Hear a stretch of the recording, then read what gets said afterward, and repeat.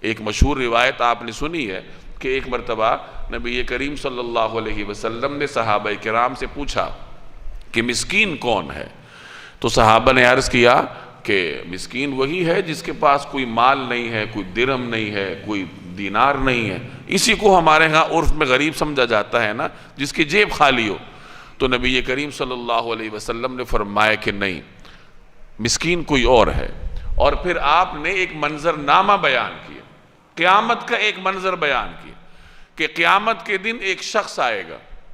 نیکیوں کا پہاڑ لے کر آئے گا۔ وہ جناب اس نے نمازیں پڑھی ہوں گی، روزے رکھے ہوں گے، ایک بہت بڑا پہاڑ لے کر آئے گا، لیکن ہوگا یہ کہ اس نے لوگوں کے حقوق میں کمی کی ہوگی، کسی کو گالی دی ہے، کسی کی غیبت کی ہے، کسی کی عزت اچھالی ہے۔ اب سارے حق والے آئیں گے، اللہ کی بارگاہ میں شکایت کریں گے کہ میرا یہ حق ہے اس کے اوپر، تو اللہ کی جانب سے حکم ہوگا کہ اس حق والے کو نیکیاں دے کر راضی کرو۔ حق والے آتے جائیں گے، اس کے نیکیوں کے پہاڑ میں سے نیکیاں لیتے جائیں گے یہاں تک کہ وہ نیکیاں ختم ہو جائیں گی، ابھی حق والے باقی ہیں۔ اب جو اصحاب الحقوق آئیں گے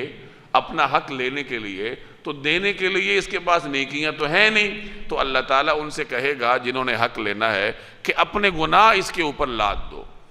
اپنا بوجھ ہلکا کرو، تو وہ اپنے گناہ اس کے سر تھوم کر وہاں سے چلتے بنیں گے۔ تو اس طرح اس کا جو اکاؤنٹ ہے وہ مائنس میں چلنا شروع ہو جائے گا، اور پھر اللہ فرشتوں کو حکم دے گا، وہ اس کو گھسیٹتے ہوئے لے جا کر جہنم میں گرا دیں گے۔ یہ منظر بیان کرنے کے بعد نبی کریم صلی اللہ علیہ وسلم نے فرمایا کہ مسکین یہ ہے